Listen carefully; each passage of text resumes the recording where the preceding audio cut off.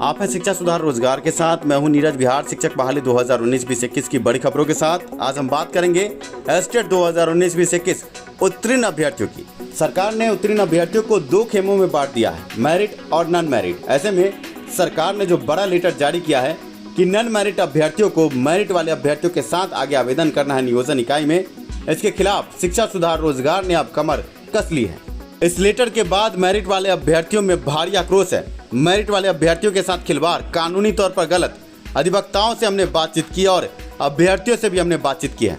अभ्यर्थियों का सीधे तौर पर कहना है कि मेरिट वालों का पहला अधिकार है एसटीईटी की बहाली पर। अगर सरकार ने नोटिफिकेशन जारी किया है तो नोटिफिकेशन के आधार पर आगे बहाली सुनिश्चित करे।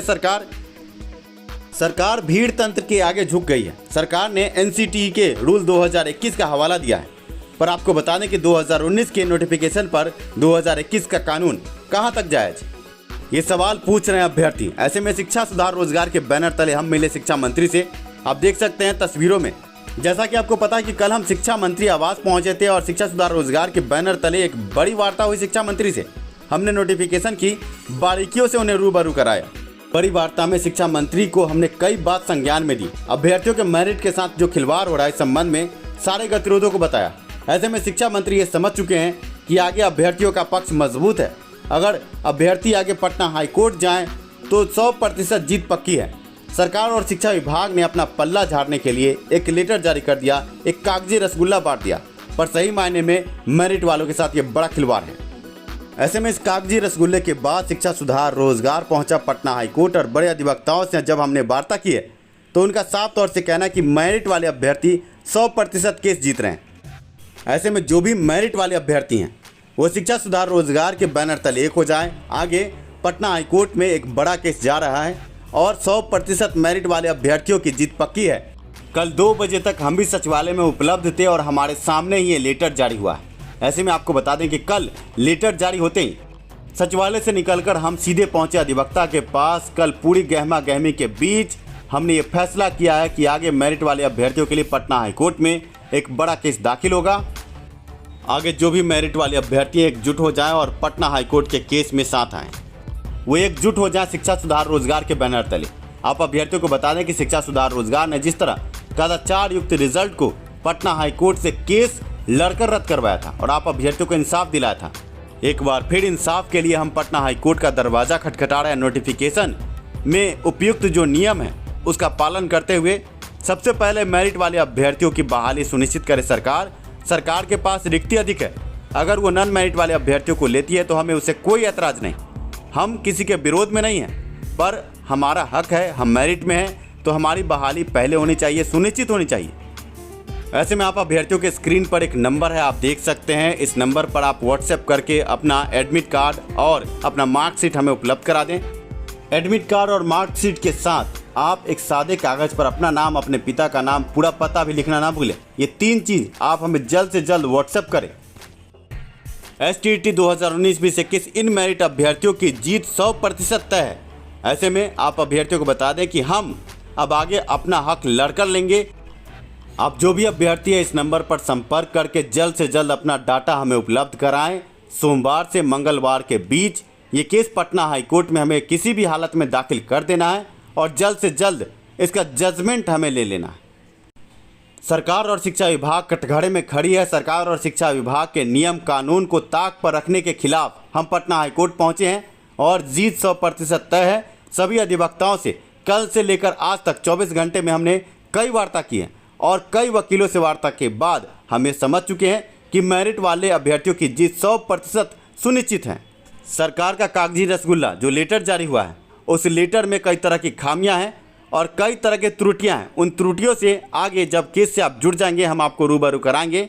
अधिवक्ता ने जब लेटर देखा उन्होंने साफ साफ कहा कि जो मेरिट वाले अभ्यर्थी हैं उनको पहले मौका मिलेगा, ये केस आप जीत रहे हैं।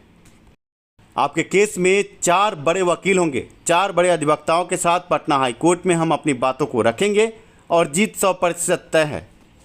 ऐसे में आप अभ्यर्थियों को ये भी कहेंगे कि कुछ चंदा चोर भी आगे केस आगे बढ़ाने की बात करते हैं, पर उसकी हकीकत यह है कि वो शिक्षा सुधार रोजगार और नीरज से ही 3 केस पहले हार चुका है और ऐसे हारे हुए अभ्यर्थी के साथ हम खड़े नहीं हैं। हमारा अलग केस है हमारा मुद्दा बहुत ही मजबूत है। ये जो हारा हुआ 3 केस हारा हुआ अभ्यर्थी है, ये पिछले केस में आप अभ्यर्थियों से पैसा लेकर खा चुका है और इस पर कई बड़े आरोप हैं। आप ये भी देखिए, इसने जो अकाउंट स्टेटमेंट जारी किया है, अकाउंट स्टेटमेंट में इसके पास पैसा जाने का जिक्र तो है पर अधिवक्ता को पैसा देने का जिक्र नहीं। ऐसे में आप ये सोच समझ लें कि आप किसके साथ खड़े हैं। शिक्षा सुधार रोजगार ने कदाचार युक्त परीक्षा को रद्द करवाया था, वो केस भी आपने देखा। आगे सीटेट दिसंबर का केस भी आपने देखा कि हमारे केस के बाद लगातार स्टे था बहाली पर और अंत में कुछ चंदा चोरों ने ही केस को खराब किया। पर इस बार हम किसी के साथ खड़े नहीं होंगे क्योंकि चंदा चोर आगे केस को खराब करते हैं। हम अपने बल पर आगे केस को आगे बढ़ाएंगे। हम किसी चंदा चोर के साथ खड़ा नहीं हो सकते। जो भी अभ्यर्थी शिक्षा सुधार रोजगार के साथ खड़े हैं और शिक्षा सुधार रोजगार के वीडियो को देखते हैं, वो सही और गलत समझ चुके होंगे। ऐसे में इन मेरिट अभ्यर्थियों से निवेदन है कि सच का साथ दे। इन मेरिट अभ्यर्थी शिक्षा सुधार रोजगार की शक्ति को भी देख चुके हैं। कल हम शिक्षा मंत्री आवास पहुंचे थे, 29 तारीख को लेटर जारी होना था, पर कल के कल जो हमने बड़े वक्तव्य दिए, शिक्षा मंत्री ने छटपटा कर ये लेटर जारी किया कि आगे उनका पल्ला झड़ जाए और आगे आम अभ्यर्थी पटना हाईकोर्ट पहुंच जाए। और आप समझ सकते हैं कि शिक्षा मंत्री ने ये लेटर इसीलिए जारी किया है कि आप अभ्यर्थी सरकार पर कोई दबाव नहीं डालें। आगे हाईकोर्ट से जब ये फैसला आएगा, सारे अभ्यर्थी शांत बैठ जाएंगे। ऐसे में हाईकोर्ट से जीत 100% तय है। आप अभ्यर्थियों को एकजुटता के साथ एक बैनर तले आना है, तभी जाकर ये जीत सुनिश्चित हो पाएगी। जो भी अभ्यर्थी केस से जुड़ना चाहते हैं, केस में पेटिशनर बनना चाहते हैं, वो अभ्यर्थी स्क्रीन पर दिए नंबर पर कॉल करें, अपना नाम, पिता का नाम, पता लिखवा लें, साथ में अपना आधार कार्ड, अपना एडमिट कार्ड और अपना मार्कशीट, ये तीनों चीज़ हमें उपलब्ध कराएं।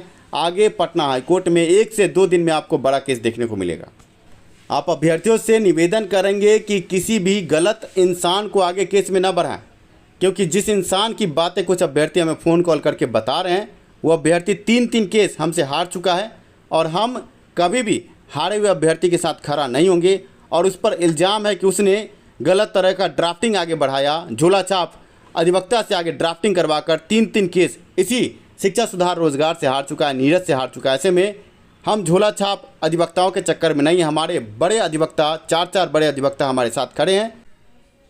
जो लेटर जारी हुआ है, उस लेटर में जो त्रुटियां हैं, अधिवक्ता ने हमें सभी त्रुटियों से रूबरू कराया, साथ में नोटिफिकेशन की खामियों से भी हमें रूबरू कराया।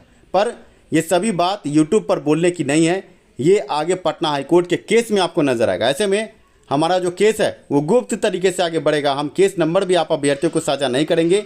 जो भी अभ्यर्थी केस में होंगे, उन्हीं अभ्यर्थियों को केस नंबर के बारे में हम जानकारी देंगे।